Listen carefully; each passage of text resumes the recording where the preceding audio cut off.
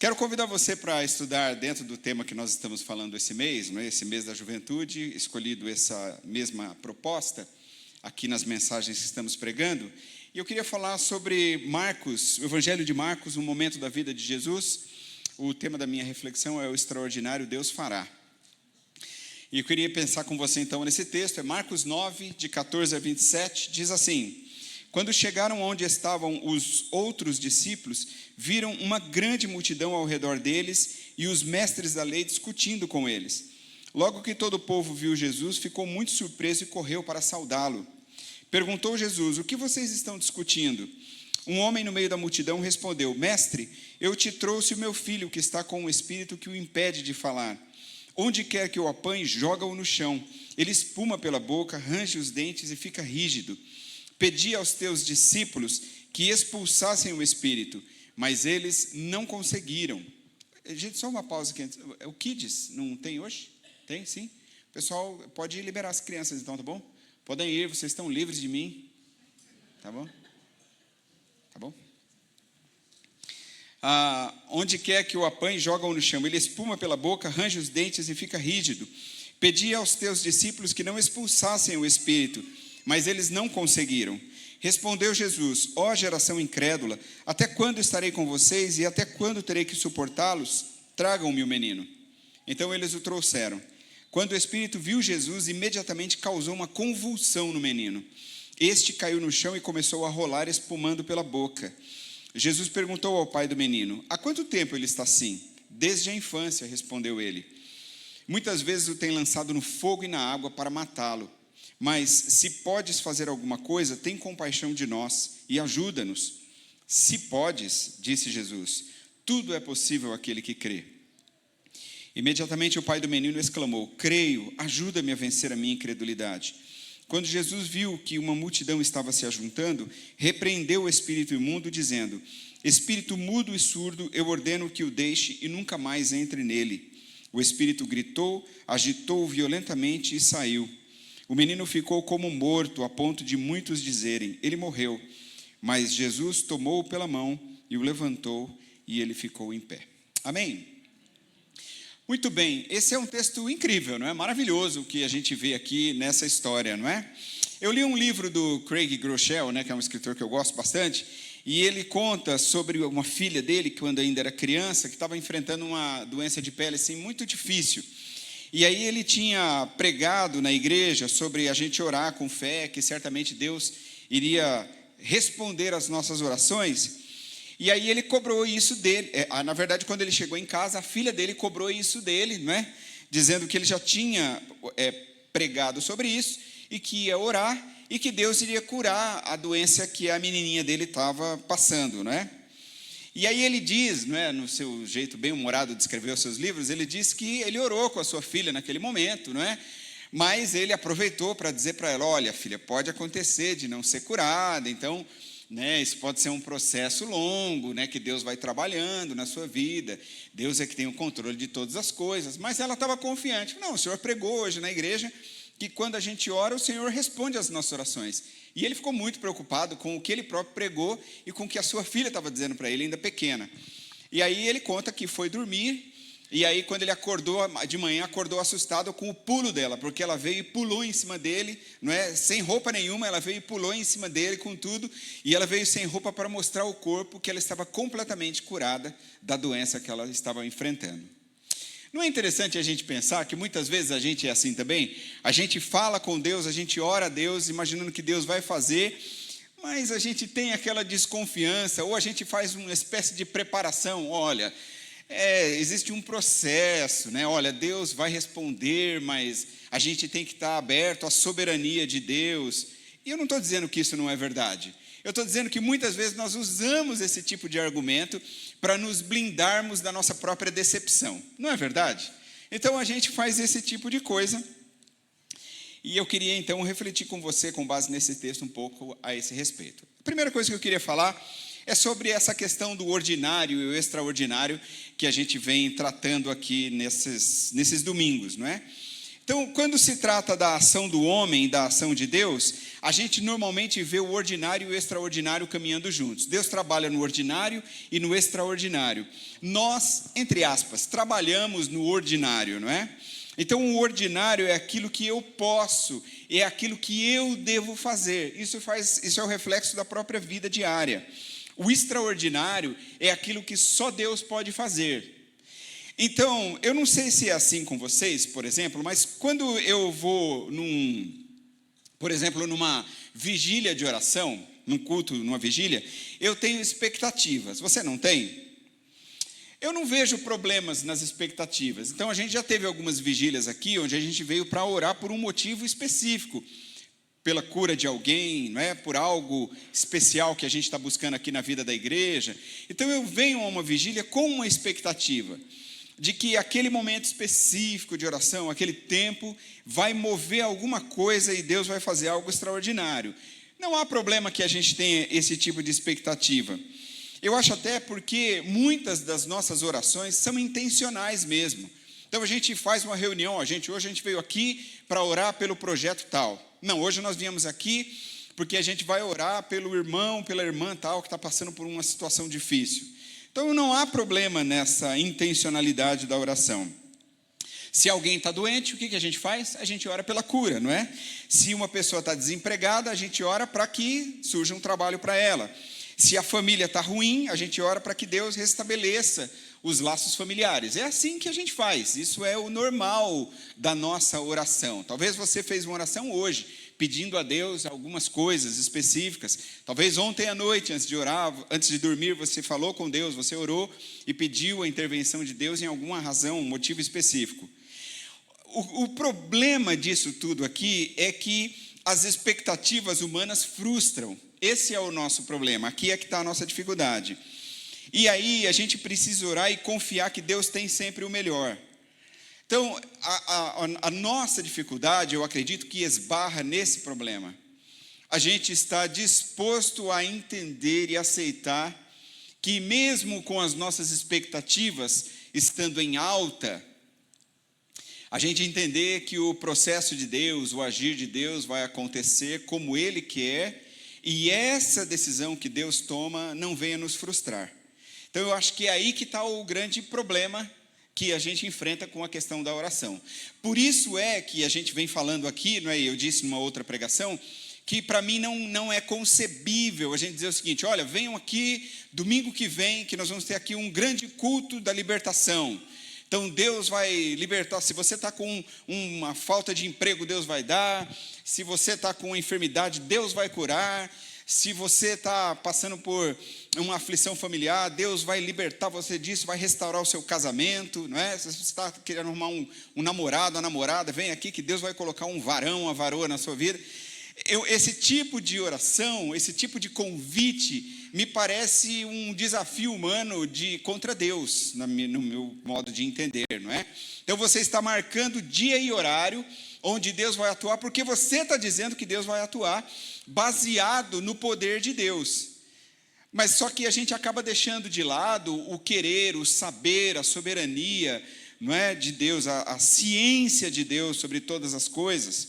Então, qual talvez seria um pensamento mais equilibrado, gente, para tudo isso? Eu acho que a gente pensar que a oração deve aquecer o nosso coração e aumentar a nossa confiança de que Deus fará as coisas ao seu modo. Eu acredito que talvez esse seja o pensamento mais organizado para a gente poder viver a nossa fé. A oração aquecendo o nosso coração e aumentando a nossa confiança de que Deus fará as coisas à sua maneira. Então, quando a gente entende isso, nós não nos frustramos, mesmo que a resposta não seja exatamente, ou talvez até diametralmente oposta àquilo que eu e você desejávamos que acontecesse, não é? Então, é muito importante que isso seja claro na nossa mente, em tempos de oração, porque isso vai nos direcionar em meio ao ordinário, ou seja, aquilo que eu devo fazer.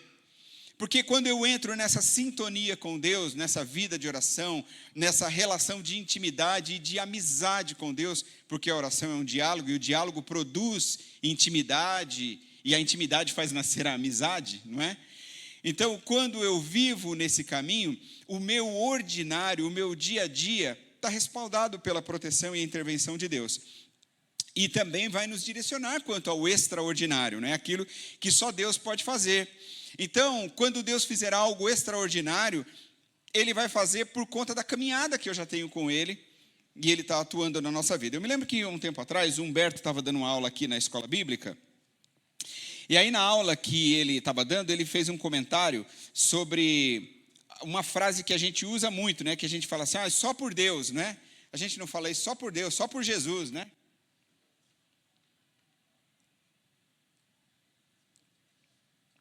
Então, a gente fala isso muitas vezes. Agora é interessante que ao dizer isso, a gente tem aqui, é o que ele dizia na aula, e eu concordo com ele, a gente tem nessa frase uma meia-verdade, porque não é só por Deus, não é só por Jesus. Jesus nos convida a fazer parte do seu processo, daquilo que Ele está fazendo, né? A gente colaborar com aquilo que Ele está fazendo no mundo, inclusive na nossa própria vida. Então, quando você diz, isso aqui só por Jesus mais ou menos, né? Porque tem algo que compete a mim também, a você fazer. Então, eu acho que esse texto, essa história bíblica aqui, pode nos ajudar a entender um pouco mais a respeito disso. Então, eu coloquei uma frase que é a frase que está no texto, quando Jesus diz, tudo é possível àquele que crê. Olha só, o texto que a gente leu conta uma história vivida por Jesus, em que os discípulos, eles não estavam conseguindo curar um menino que tinha sido possuído por um espírito maligno, é o que está lá no texto, que impedia esse menino de falar, de ouvir, e provocava convulsões. Isso aqui é um negócio terrível, né? A possessão que acontecia sobre esse menino era algo tremendo, não é? Talvez seja daí que muitos religiosos do nosso tempo têm falado que quando as pessoas estão com algum tipo de doença é porque há uma ação demoníaca na vida delas, não é? Então isso aqui é uma distorção da teologia bíblica, não é dizer que as pessoas, você está doente é porque certamente é um pecado na sua vida que está fazendo com que você fique assim. Muitas vezes, muito do que nós colhemos é fruto do nosso pecado, sim, não é? Então, você entra no mundo de pecado e aí esse pecado te leva a fazer coisas que afetam a sua saúde. Mas a Bíblia não diz isso, porque muitas pessoas usam um texto como esse aqui para se basear nesse tipo de pensamento, né? Mas o fato é que esse menino estava vivendo essa situação muito difícil. E observe como no texto tudo começa com os discípulos discutindo com os mestres da lei em frente à multidão sobre o menino. E aqui tem uma cena que, no meu ver, é até meio patética, não é? Porque está todo mundo discutindo religião e ninguém está atendendo a necessidade, não é? É isso que nós estamos vendo aqui. Tem um menino ali sofrendo terrivelmente, não é? Com uma possessão que faz ele não conseguir falar, não conseguir ouvir e ainda ter convulsões. Enquanto isso, os religiosos estão batendo boca ali para ver o que faz com uma situação como essa. Mas aí, de repente, graças a Deus, chega Jesus, e Jesus chega meio que brincando com a sua onisciência, né? Ele chega ali, né, talvez, e aí, pessoal, como é que vocês estão? Tudo bem? Sobre o que vocês estão falando, não é? Jesus brinca ali com a sua onisciência, e aí ele fica a par do que está acontecendo naquele momento. E o texto conta que um homem sai do meio da multidão. Ele encontra no meio dos religiosos alguém que realmente age com compaixão.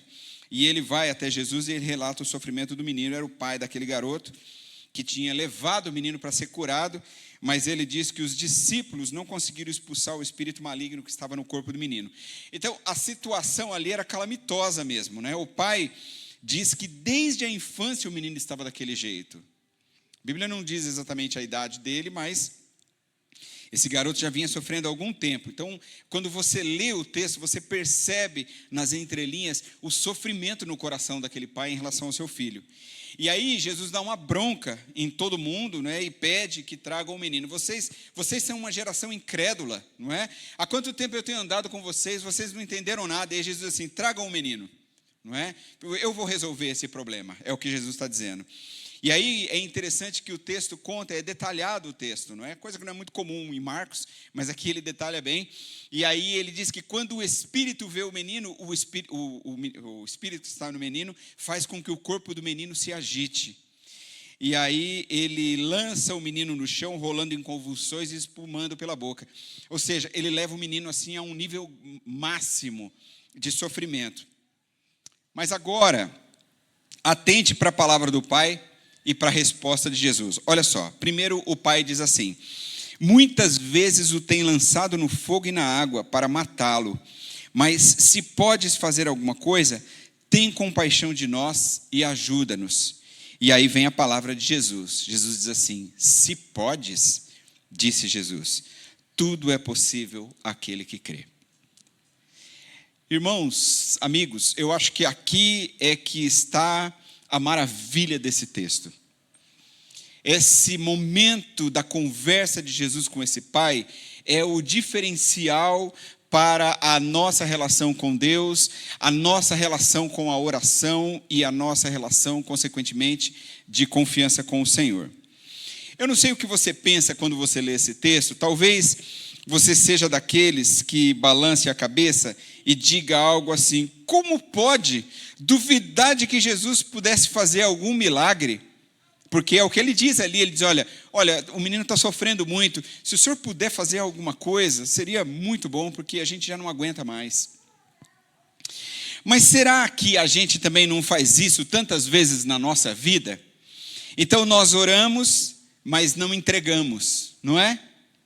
A gente ora, mas a gente continua segurando, porque a gente continua tendo estratégias para resolver os nossos problemas. Então, essa semana eu estava conversando com uma pessoa, né? A gente sentou para fazer um aconselhamento, ele me procurou, e ele estava passando por algumas dificuldades, e ele disse para pastor, eu estou passando por isso e isso. E aí eu disse para ele, sabe o que eu acho que está faltando em você? Está faltando em você entrega.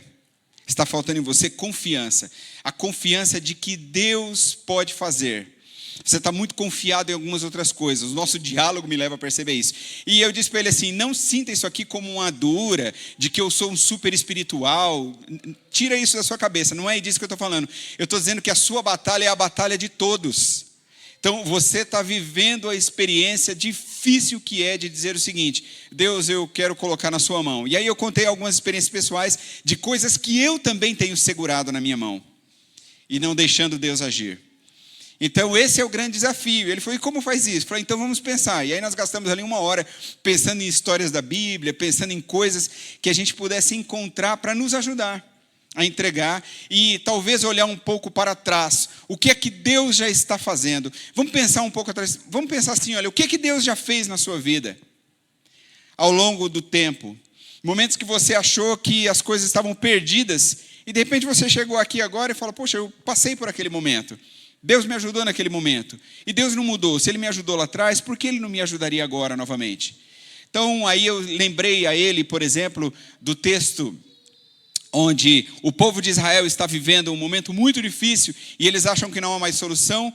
E aí Deus dá essa palavra a eles. Eu quero trazer à memória aquilo que me dá esperança. Então, assim, pense no bom.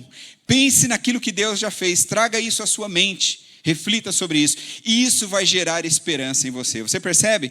Então, nós muitas vezes oramos, mas não entregamos. Nós dizemos que Deus sabe de todas as coisas. Não falamos isso? Deus sabe de todas as coisas.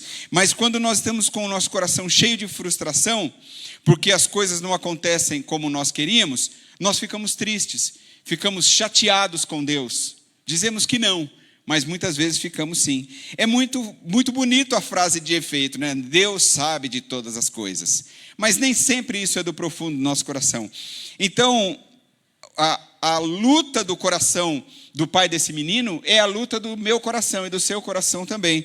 Se o Senhor puder fazer alguma coisa, o Senhor faça, porque eu já perdi as minhas esperanças. Agora, é por isso que eu gosto da resposta sincera que aquele pai dá para Jesus, não é?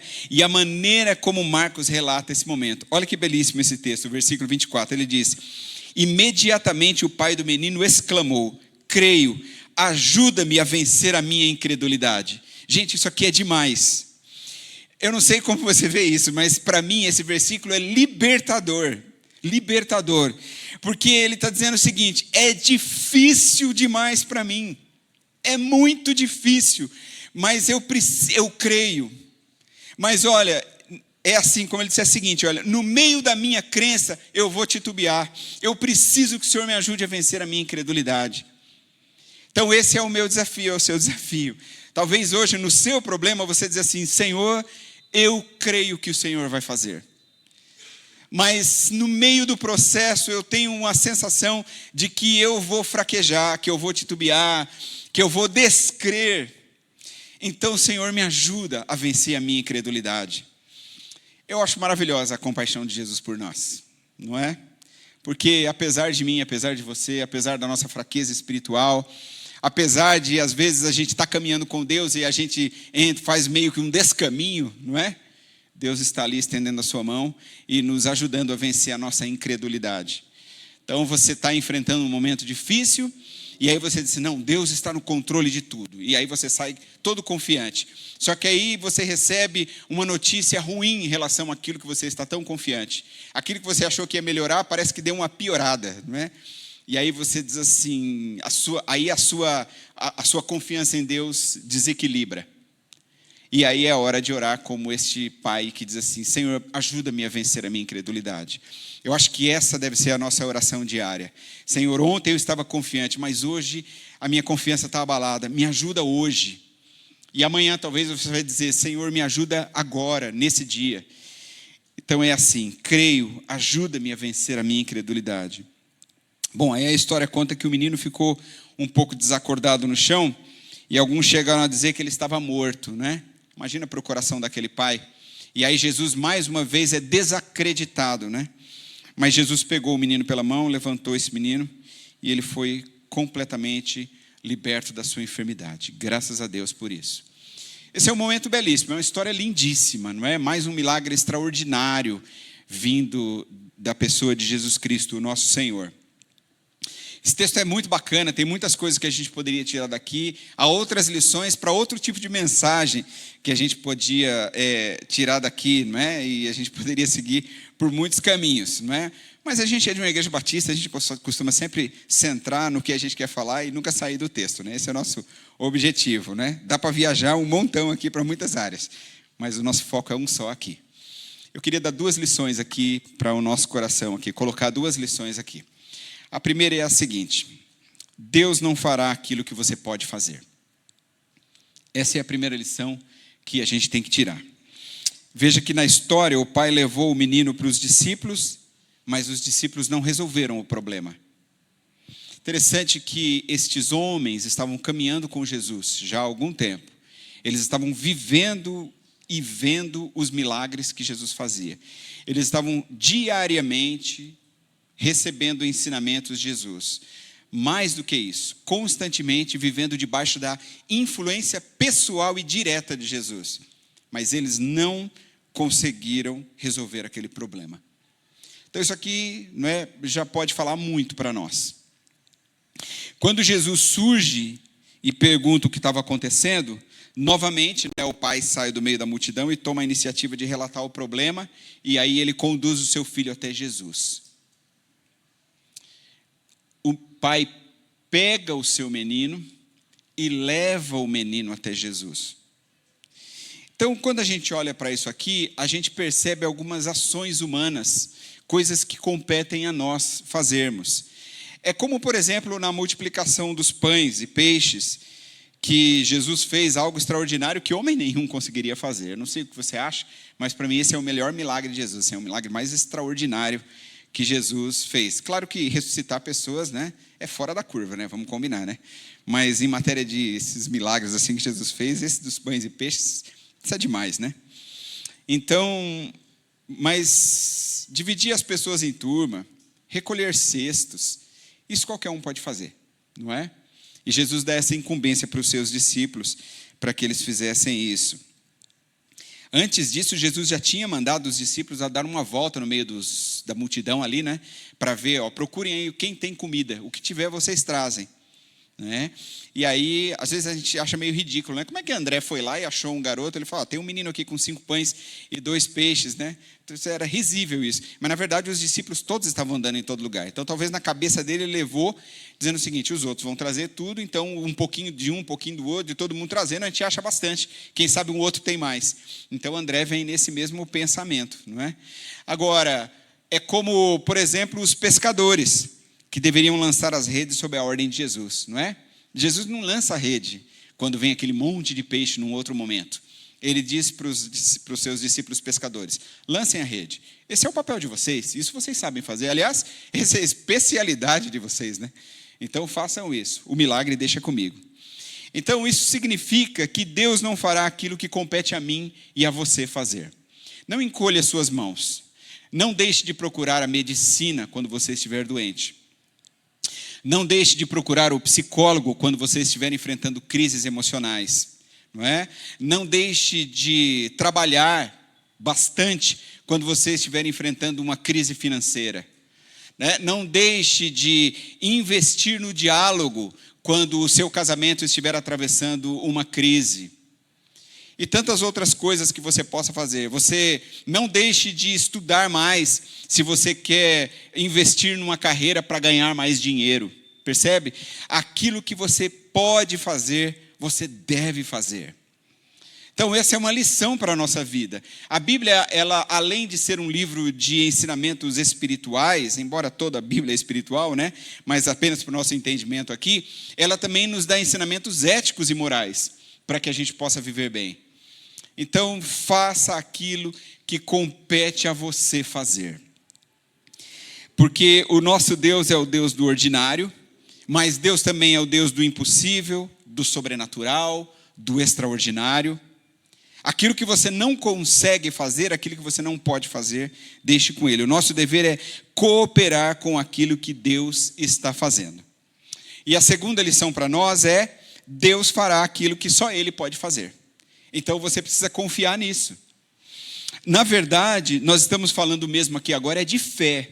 É fé mesmo. A gente acabou de cantar uma canção que fala sobre isso, não é? De que o nosso Deus pode fazer todas as coisas. Assim como Ele transformou a água em vinho, assim como Ele fez tantos milagres, tantos sinais, Deus continua trabalhando. Se Deus está conosco, não é o que dizia a música? Quem é que pode nos deter? A proposta é uma proposta de fé, portanto. Então, mover-se na direção de Cristo é entregar a Ele, não é, a resolução dos problemas e o cuidado com os anseios da nossa vida são passos de fé que a gente pode dar. Colocar todas essas coisas nas mãos de Deus são passos de fé. E quando a sua fé começar a oscilar, você ora como esse pai. Eu creio no Senhor, mas Senhor, por favor, diariamente me ajude na minha incredulidade. É acreditar que as nossas ações se encerram onde a ação de Deus começa. Então eu faço tudo aquilo que eu devo fazer e confio na provisão e no cuidado de Deus. E à medida que Deus vai agindo e vai sustentando, nós vamos soltando as nossas mãos e deixando que Ele faça. Não é deixar Deus por último. É dar os passos que devemos dar e lançar a nossa ansiedade sobre Ele, porque Ele cuida de nós. Amém? Então, isso é o que nós precisamos fazer nessa nossa relação de amizade com o nosso Deus. Agora, como Jesus nos ajuda a viver com essa palavra? Então, eu quero encerrar dizendo algumas palavras aqui para você. Primeiro, eu creio que todos os dias Deus nos desafia a viver com fé. Pode colocar aí. A fé é algo tão importante e a fé é algo tão fundamental. Eu coloquei um texto que... sim, isso mesmo. Isso, muito bem, né? Então, é que eu inverti as minhas imagens aí. Mas tá bom, pode ser isso aí mesmo. Eu creio que todos os dias Deus nos desafia a viver com fé. Foi você que errou, não. Fui eu que errei mesmo, viu? Tá bom?